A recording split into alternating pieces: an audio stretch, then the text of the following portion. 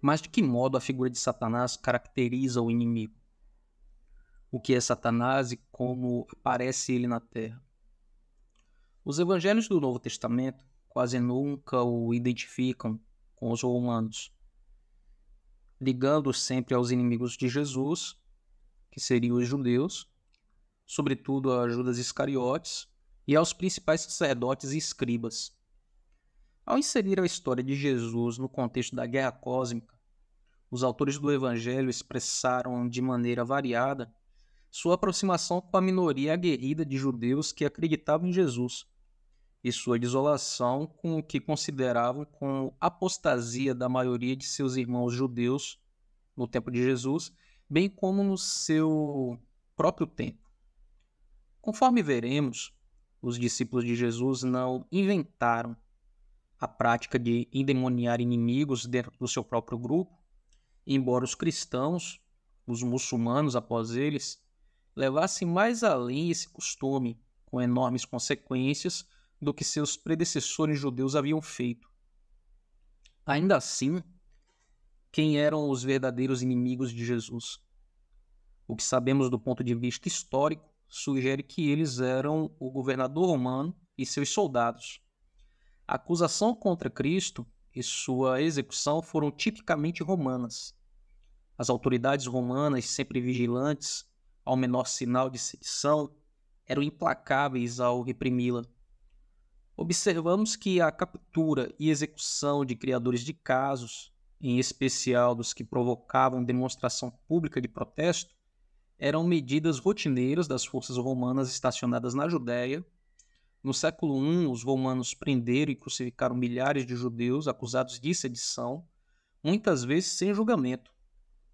Mas, como indicam os evangelhos, Jesus tinha também inimigos entre seus compatriotas judeus, principalmente entre os sacerdotes de Jerusalém e seus influentes aliados, que se sentiam ameaçados por suas atividades.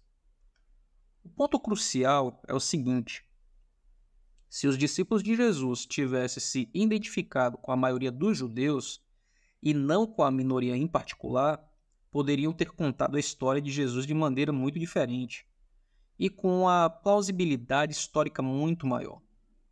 Poderiam tê-la contado, inclusive, no estilo patriótico tradicional, com a história de um judeu santo, martirizado pelos inimigos tradicionais de Israel, os opressores estrangeiros, de um ou de outro tipo.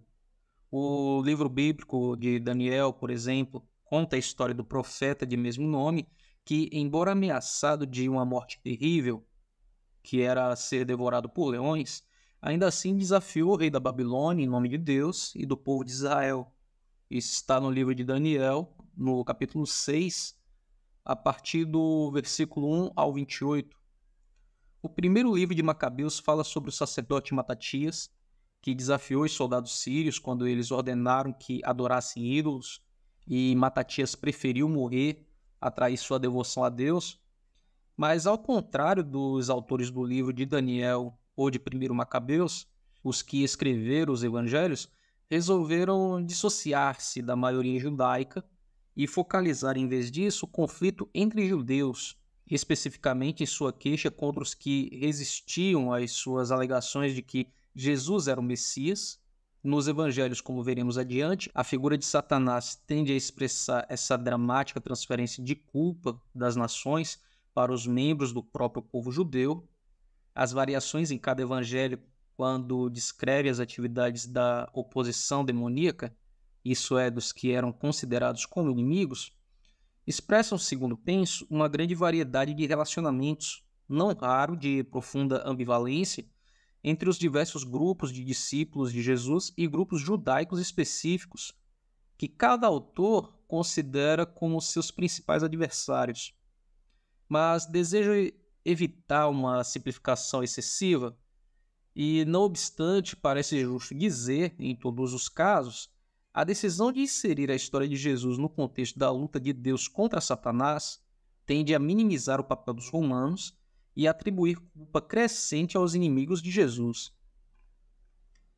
Isso não significa que os autores do Evangelho tiveram a intenção pura e simples de absorver os romanos, Marcos com certeza soube que durante a época de Jesus e por cerca de 30 anos após a guerra, os romanos estiveram de sobreaviso para a volta de sedições.